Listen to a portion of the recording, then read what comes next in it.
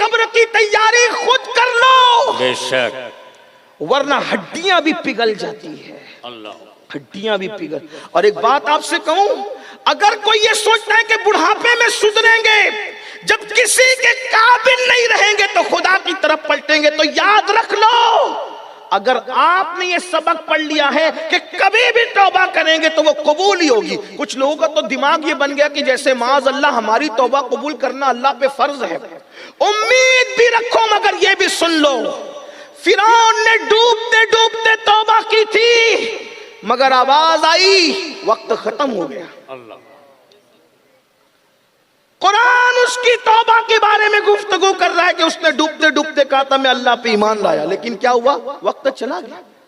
جب اس کے لیے وقت چلا گیا، اللہ نہ کرے کہیں ایسے وقت ہوش نہ آئے کہ وقت چلا جائے۔ حضرت مالک الدینار کہتے ہیں کہ میرا ایک دوست مر رہا تھا، اس کے سینے سے گرم گرم سانسیں نکل رہی تھی، میں نے کہا توبہ کر لے اللہ معاف کرے گا۔ جیسے اس نے کہا استغفر اللہ، تو گھر کے کونے سے آواز آئی بندے بس بھی کر، میں نے جب بھی تجھے مہلت دی تجھے دھوکے باز پایا، تو بڑا دھوکے باز ہے۔ یہ حال ہے، وہ توبہ رد بھی کر سکتا ہے۔ آپ ذرا یہ بھی تو سوچو، جب معصوم 200 سال تک کے اللہ کو پکارتا ہے لغزش پیغمبرانہ کے بعد، 200 سال تک کوئی جواب نہیں دیا جاتا، یہ ہمارے لیے عبرت ہے۔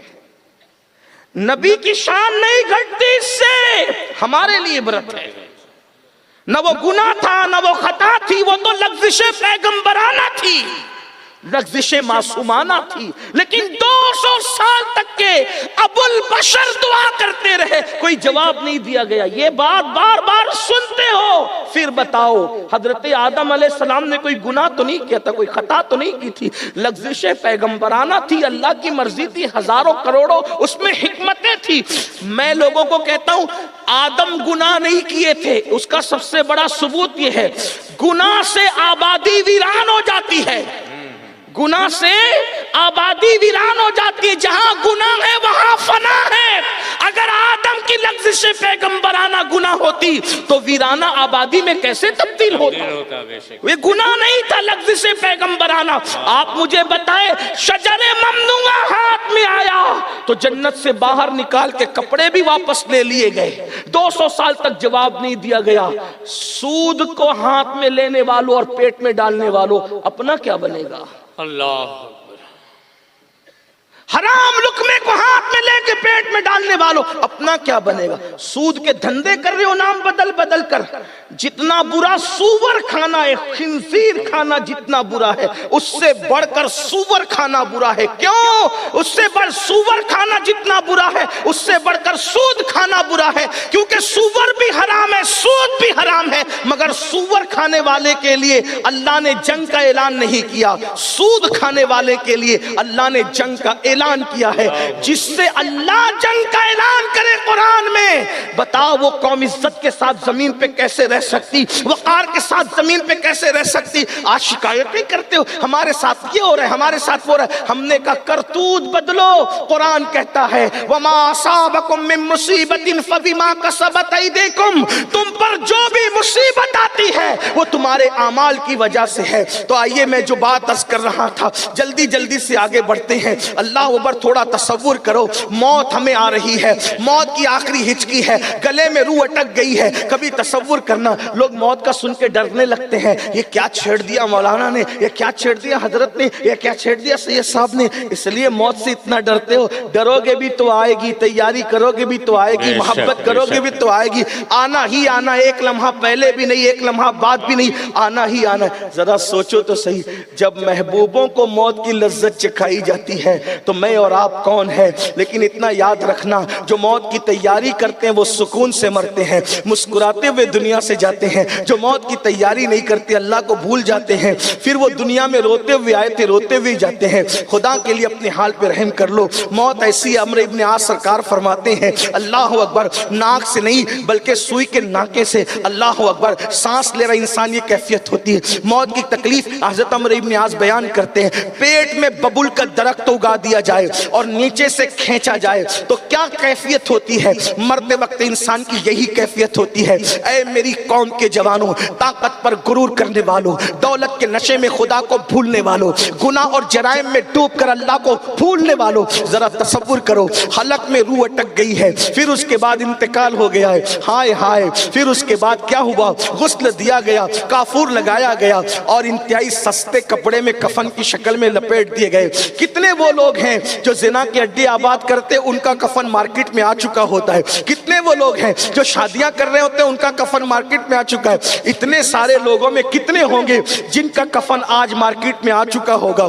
ہائے ہائے کیا غفلت ہے، ہمارے کفن مارکیٹ میں آ چکے ہوتے ہیں، ہم کھا رہے ہوتے ہیں، موج مستی کر رہے ہوتے ہیں، مزے کر رہے ہوتے ہیں، یہ تلخ حقیقتیں میرے بھائی، اللہ اکبر۔ اور جب یہ کفن میں لپیٹے جاؤ گے تو پھر اللہ پھر تصور کرو کاندھے پہ اٹھائے گئے، قبر میں ڈالے گئے اور پھر وہ قبر کی تنگ اور تاریک وادی، ہائے ہائے۔ اللہ کے سچے نبی نے ارشاد فرمایا بے نمازی کی قبر جہنم کی آگ سے بھڑکا دی جاتی ہے اور وہ جہنم کی آگ پر اپنی قبر میں لوٹ پوٹ کرتا ہے۔ اور یہ کسی پہ بس نہیں، ذرا ایک بات اور سن لو، نماز کے لیے اپنے آپ کو دھوکہ دینے والوں، نماز کے لیے ٹائم نہ نکالنے والوں، عمل سے بے خبر رہنے والوں، سن لو اللہ کے سچے نبی کا فرمان سن لو۔ آقا ارشاد فرماتے ہیں بے نمازی پر ایک سانپ مسلط کیا جاتا ہے، ایک اژدہا مسلط کیا جاتا ہے، اس کا نام شجاع الاقرع ہے اور وہ گنجا سانپ ہے، اس کی آنکھوں سے آگ نکلتی ہے، اس کے ناخن ایک دن کی مسافت اتنے لمبے ہیں،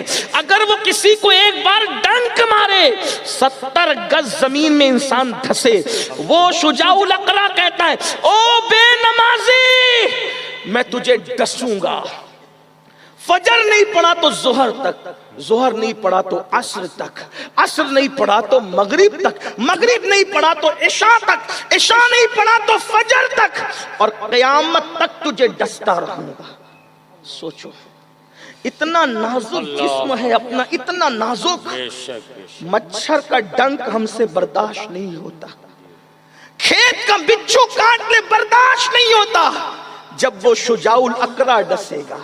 یہ مولوی صاحب نہیں کہہ رہے ہیں، مصطفیٰ جان رحمت فرمایا جس کے کہنے پر اللہ کو ایک مانا، جس کے کہنے پہ قرآن کو اللہ کی کتاب مانا، جس کے کہنے پر دین کو اسلام مانا، سچا دین مانا، وہی رسول فرما رہے قیامت تک قبروں میں شجاع الاقرع، وہ گنجا سانپ جس کے مارنے سے انسان 70 گز زمین میں دھسے گا۔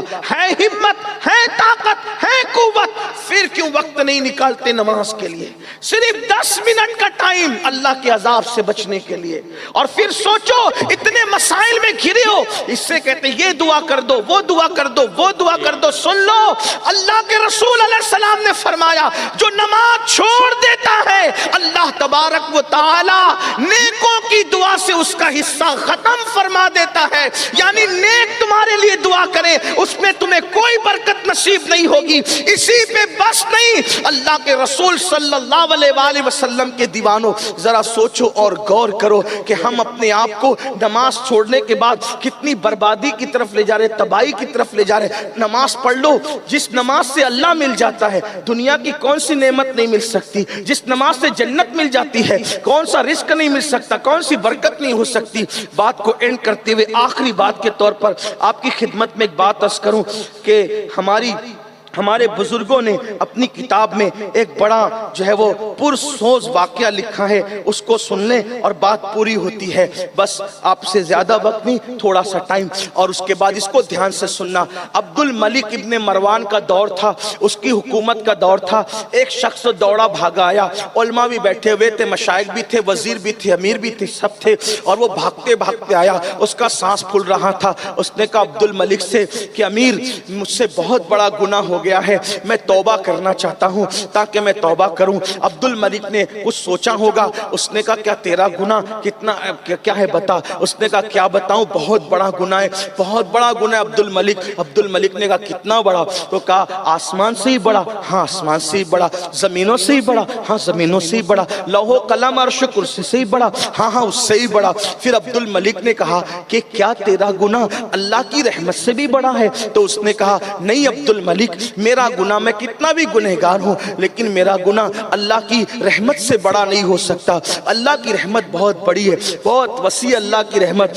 کوئی ہزاروں سال بھی گناہ کر لے اور سچی توبہ کر لے تو میرا اللہ اس کو معاف کر دیتا ہے. سچی توبہ کرنے, یہ رجب کے مہینے, شعبان کا مہینہ, شب برات, شب قدر, شب معراج, یہ راتیں کیوں آتی ہے؟ آ جاؤ اللہ کی دامن امان میں, آ جاؤ اللہ کی دامن کرم میں, اس کی دامن رحمت میں آ جاؤ, آ جاؤ اس کے کرم کی چادر کے نیچے. مگر انسان آنے کو تیار نہیں ہے. اللہ اکبر. تو عبد الملک نے جب کہا کیا تیرا گناہ اللہ کی رحمت سے بڑا ہے؟ اس نے کہا نہیں, میرا گناہ اللہ کی رحمت سے بڑا نہیں ہے. کہا کیوں توبہ کرنا چاہتا ہے؟ اس نے کہا میں کفن چور ہوں, میں کفن چور ہوں. ایک دن میں نے 5 قبریں کھولی اور 5 قبروں میں نے 5 مناظر دیکھے.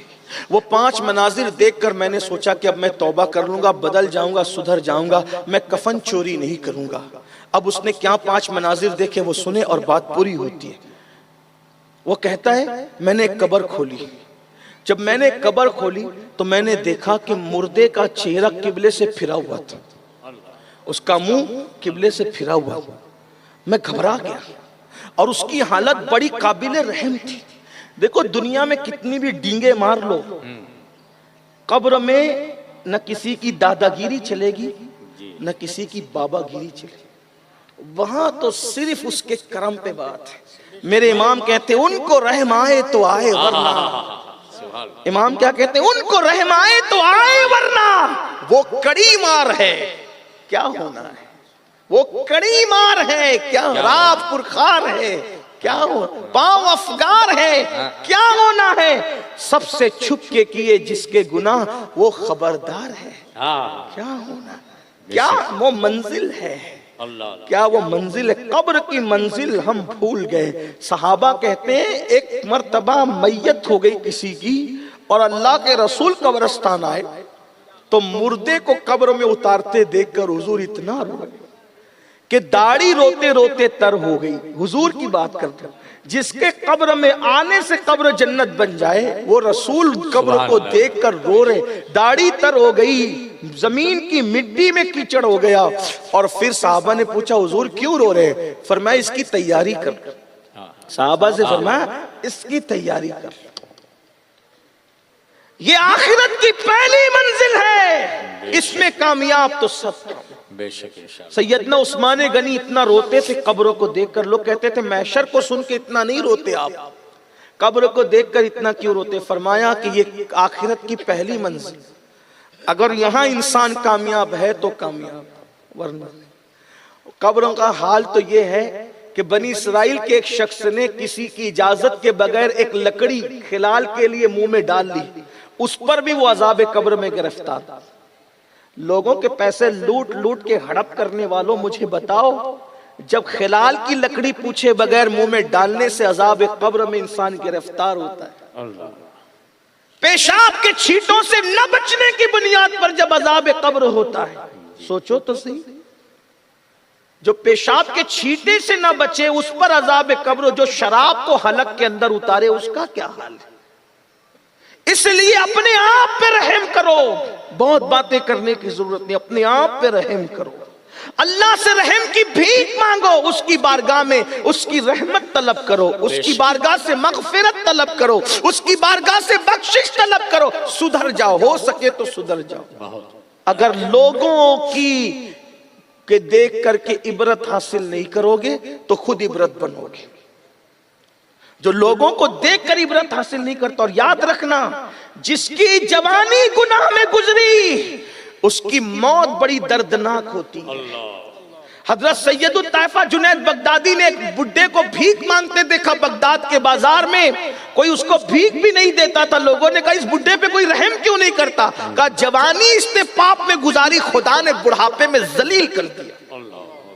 इसलिए बुढ़ापा आएगा और जवानी की कद्र मेहमान की तरह करो। जवानी ऐसे ही आती है जैसे मेहमान आता है, मेहमान जाने के लिए आता है, जवानी भी जाने के लिए आती है। इसलिए जवानी को मेहमान समझ के उसकी कद्र कर लो, उसकी इज्जत कर लो। जवानी की रातें आवारगी के लिए नहीं, जवानी की रातें अय्याशियों के लिए नहीं, जवानी की रातें गंदी फिल्में देखने के लिए नहीं, जवानी की रातें नावलें पढ़ने के लिए नहीं, जवानी की रातें औरतों पे पाप की नजरें डालने के लिए नहीं, जवानी की रातें ऐश और इशरत के लिए नहीं, जवानी की रातें खुदा को मनाने के लिए, जवानी की रातें रब को राजी करने के लिए, जवानी की रातें खौफ खुदा में रोने के लिए, जवानी की रातें तिलावत कुरान के लिए, जवानी की रातें सुन्नतों पे अमल के लिए, जवानी की रातें खुदा को मनाने के लिए। जैसे उसको जवान पसंद है, जवानी की इबादत भी पसंद है। अल्लाह के रसूल फरमाते हैं जब कोई जवान तौबा करता है तो 40 दिन तक मेरा अल्लाह आसमानों में नूर की किंदीलें जलवाता है और फरिश्ते कहते हैं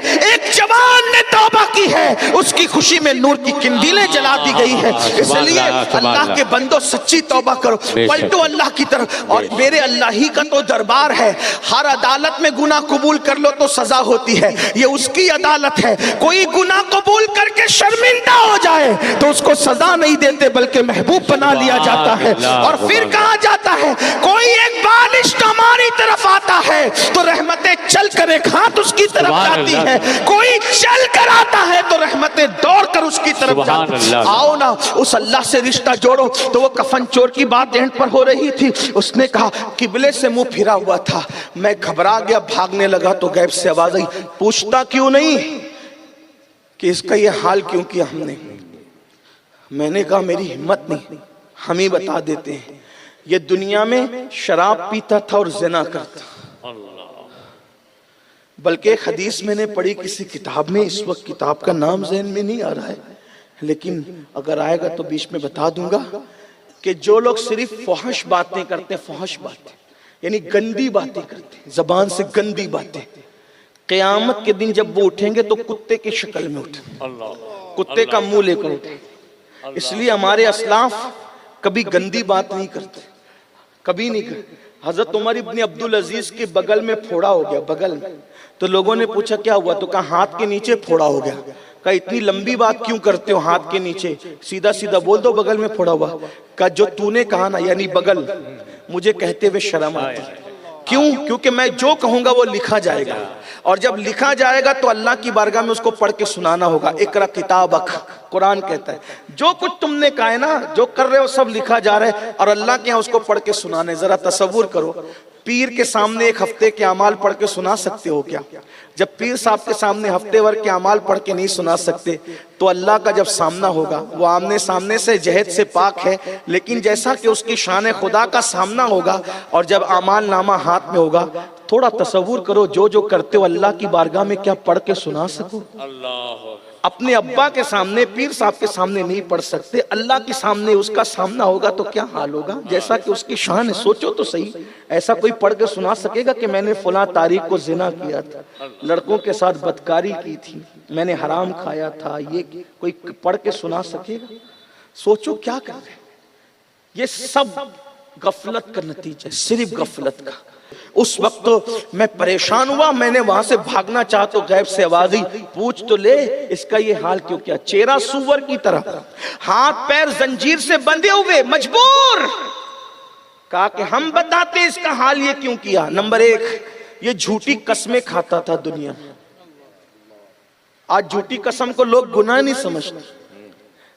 अज़्ज़वाजिर में इब्ने हजर लिखते हैं कि अल्लाह पाक हदीस कुदसी में फरमाता है कि मुझे झूठी कसमों का निशाना मत बनाओ, जो मेरे नाम की झूठी कसम खाएगा उस पे भी लानत करूंगा और उसकी 7 पुश्तों पे लानत करूंगा।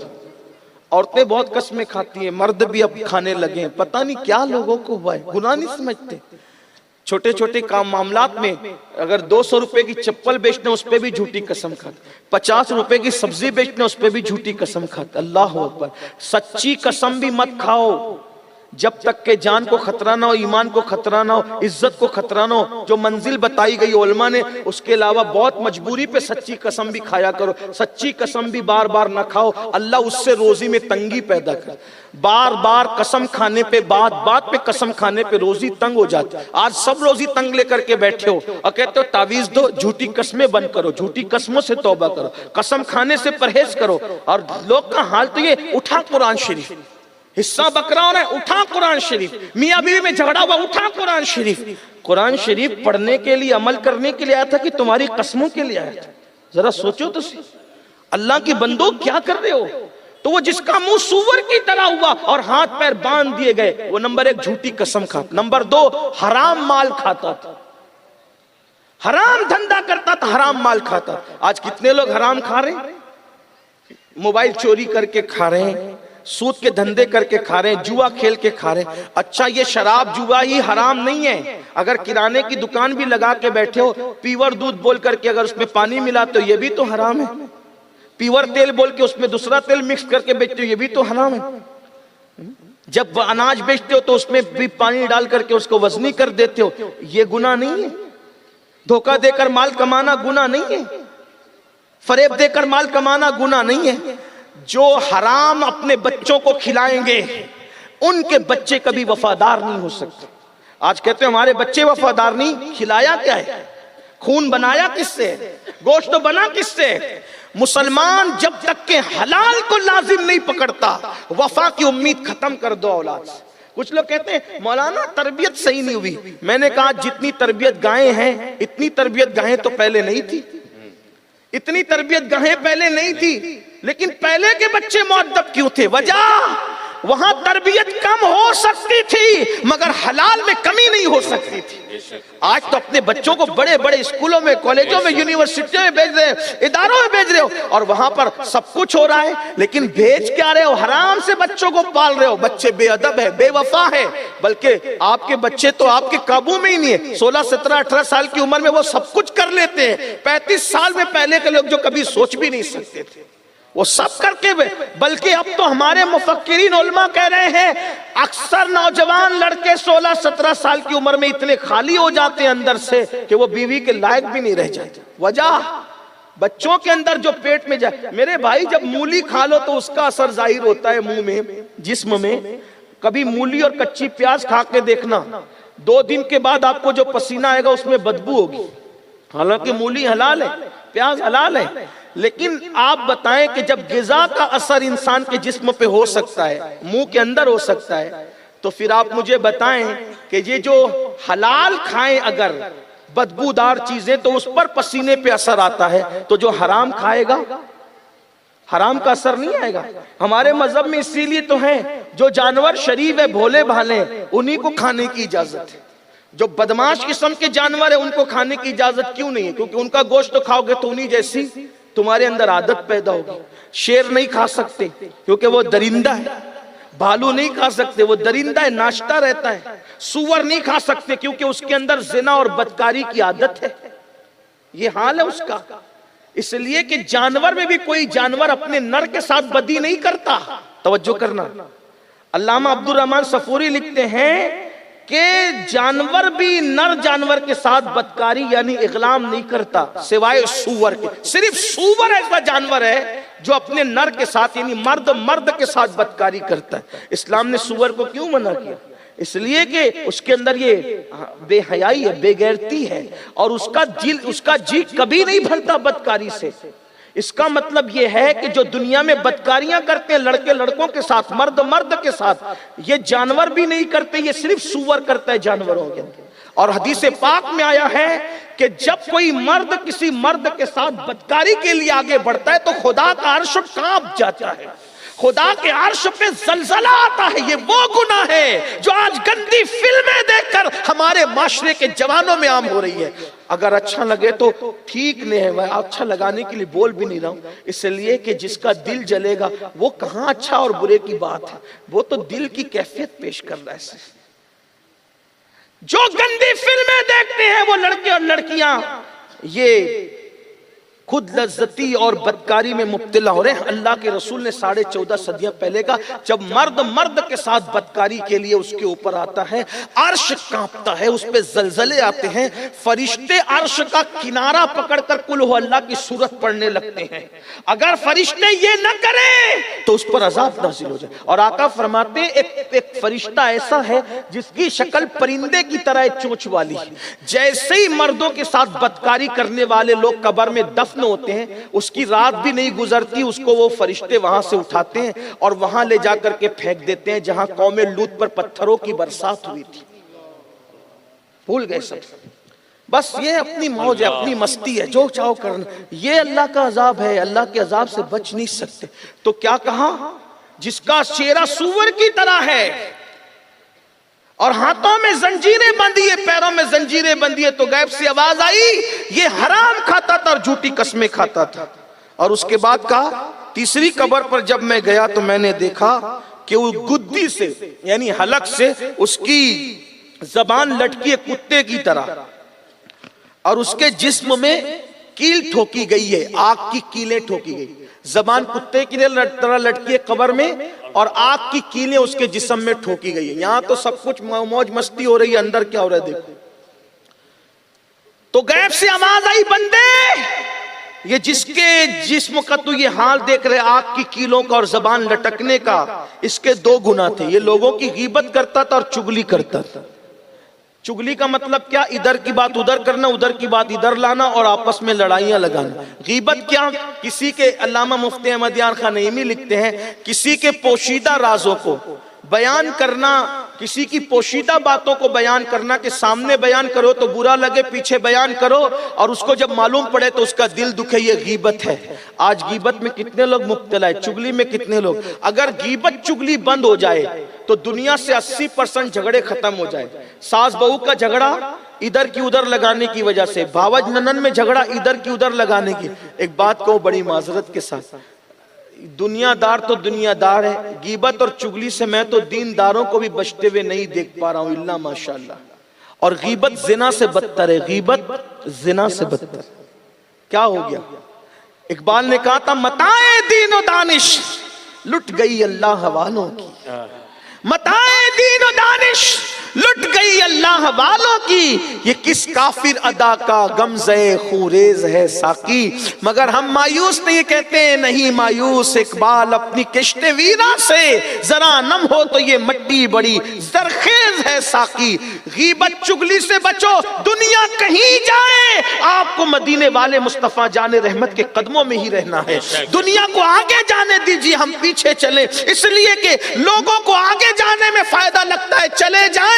ہمیں تو پیچھے جا کر مصطفیٰ جان رحمت کا نقش پا تلاش کرنا ہے. میرے امام کہتے ہیں ٹھوکریں کھاتے پھرو گے ان کے در پہ پڑ رہو, ٹھوکریں کھاتے پھرو گے ان کے در پہ پڑ رہو. قافلہ تو اے رضا اول گیا آخر گیا, جانے تو جو جا رہے ہیں, ہمیں مصطفیٰ جان رحمت کے قدموں میں پڑے رہنا ہے. اسی میں ہماری کامیابی ہے, ان سے وفا کرنا ہے, اسی میں ہماری کامیابی ہے. او عزت کے متلاشیوں, پولیس سے عزت چاہتے ہو, سپاہیوں سے عزت چاہتے ہو, سیاسی لیڈروں سے عزت چاہتے ہو, سچے دل سے نبی سے وفا کر لو. یہ دنیا کے لوگ کیا ہیں, قبر کے فرشتے تمہاری تعظیم کرتے نظر آئیں گے. امام کہتے ہیں نکیرین کرتے ہیں تعظیم میری, فدا ہو کے تجھ پہ یہ عزت ملی ہے. جب ان سے وفا کرنا فرشتوں سے تعظیم کروا لیتا ہے تو دنیا کی اوقات کیا ہے, دنیا کی حیثیت کیا ہے. مگر ان سے وفا کر لو, اور یاد رکھنا ان سے وفا عمل کے بغیر ممکن نہیں ہے. اللہ اکبر. پھر وہ کہتا ہے چوتھی قبر پہ آیا تو میں نے ایسا سنسنی خیز منظر دیکھا, سب سے خطرناک منظر چوتھی قبر پر تھا. وہ یہ کہ مردہ آگ کی چادر پر الٹ پلٹ ہو رہا تھا, کروٹیں بدل رہا تھا, آگ پر وہ کروٹیں بدل رہا تھا, اور فرشتوں کے ہاتھ میں لوہے کے ہتھوڑے تھے اور وہ اس کو مار رہے تھے, اور ایسی آواز گونج رہی تھی جس سے دل پہ دہشت طاری ہوتی تھی. آواز آئی بندے یہ بے نمازی کا انجام دیکھ لیے, بے نمازی ہے. جب میں وہاں سے بھاگنے لگا سوچا چلو 5ویں قبر کو ہاتھ لگاؤں, کھولا تو میں نے 5ویں قبر میں ایک عجیب سا منظر دیکھا جو چاروں سے الگ تھا. قبر تا حد نگاہ निगाह कुशादा थी और एक तख्त था, उस पर एक जवान बैठा हुआ था। ठंडी ठंडी खुशबूदार हवाएं आ रही थी। 5वीं कब्र में अलग ही मंजर था। मैंने उस जवान को देखा, दिल को सुरूर आया। गैब से आवाज आई, ये वो जवान है जिसने जवानी में सच्ची तौबा कर ली थी। तो जब मैंने ये मंजर देखा, अब मैं आया हूं कि मैं भी तौबा कर लूं ताकि मैं भी बदल जाऊं, मेरी जिंदगी में भी इनकलाब आ जाए। इसलिए अब्दुल मलिक, मैं तौबा करना चाहता हूं, संवरना चाहता हूं। उस कफन चोर ने तौबा किया और उस कफन चोर से जब पूछा गया, तूने इतनी कफन चुराए, ये बता कि कितनों के मुंह किबले की तरफ थे और कितनों के मुंह किबले से फिरे हुए थे। उसने कहा, मैंने 1000 से जायद कब्रों के कफन खोले और चुराए। मैंने देखा 100 में 99 लोग के मुंह किबले से फिरे होते थे, एक ही मुसलमान का मुंह किबले की तरफ होता था। यानी 100 में 99% लोग किबले से फिरे होते थे, एक ही का मुंह होता था। इमाम औज़ाई को खत लिखा गया, पूछा गया कि ये बताएं कि लोगों के मुंह कब्र में किबले से क्यों फिरते हैं। इमाम औज़ाई फरमाते हैं, जो दुनिया में सुन्नत से मुंह फेर लेते हैं, कब्र में उनके मुंह किबले से फेर दिए जाते हैं। मेरी जवानों, मेरी कौम के जवानों, जो सुन्नत से मुंह फेर ले उसका मुंह किबले से फिर जाए, जो फर्ज से मुंह फेरे हुए हैं उनका क्या अंजाम होगा। खुदा के लिए ये शाबान का महीना है, तौबा करो। अल्लाह माफ करने वाला है, बख्शने वाला, मेहरबान है। सच्ची तौबा कर लो, बदल जाओ, जिंदगी में इनकलाब पैदा कर लो, वरना मौत फिर मोहलत नहीं देगी। आज आपके सामने उलमा लाखों रुपए खर्चा करके, चंदा करके ऐसी महफिलें सजाते हैं ताकि तुम्हें सुधार दें। कल अल्लाह के यहाँ तुम्हें उज़्र नहीं होगा। अल्लाह हमें मालूम न था, अल्लाह हमें मालूम न था। अल्लाह के फरिश्ते कहेंगे, जालिम, हम उन महफिलों में मौजूद थे जिसमें तुझे पुकार पुकार कर कोई कहता था कि सुधर जाओ, सुधर जाओ, बदल जाओ, तब्दील हो जाओ, लेकिन तूने दुनिया की मोहब्बत में अपने आप को नहीं बदला। बस इतना कहता हूँ, हुजूर से इश्क करते हो ना, अगर हुजूर से इश्क है तो हुजूर की एक ख्वाहिश पर जब अल्लाह किबला बदल देता है तो हुजूर की हजारों ख्वाहिश पर हम अपनी जिंदगी क्यों नहीं बदल देते, हम अपनी जिंदगी को क्यों तब्दील नहीं कर लेते। आओ वो बेनियाज होकर जब अपने महबूब की मोहब्बत में किबला बदल रहा है तो हम नियाजमंद होकर, गुनहगार होकर, उम्मती होकर उनकी ख्वाहिश पर अपनी जिंदगी क्यों ना बदले। बदल डालो जिंदगी को। इकबाल ने कहा था, गलत रवि से मनाजिल के बोध बढ़ते हैं, मुसाफिरों रविश कारवां बदल डालो। जिंदगी बदलो, तब्दील करो। आप जिंदगी बदलें, अल्लाह हमारे हालात बदल देंगे। अल्लाह हमारा हालात हमारे अल्लाह पाक हमारे हालात तब्दील फरमा देगा। इन्नल्लाह ला युगय्यिरु मा बिकौमिन हत्ता युगय्यिरु मा बिअनफुसिहिम। अल्लाह उस कौम की हालत को कभी नहीं बदलता जब तक कि वो कौम अपनी हालात को न बदले। दिन में 100 मरतबा तौबा करो, अल्लाह को मनाने की कोशिश करो, अल्लाह को राजी करने की कोशिश करो। इकबाल ने रोना रोते हुए कहा था, खुदा तुझे किसी तूफान से आशना कर दे कि तेरी बहर की मौजों में इज़्तिराब नहीं। मेरे इमाम ने कहा था, अल्लाह अकबर, कि सदका प्यारे की हया का न ले मुझसे हिसाब, बख्श बे पूछे लजाए को लजाना क्या है। अल्लाह मुझ पर पहले रहम करे, आप सब पे रहम करे।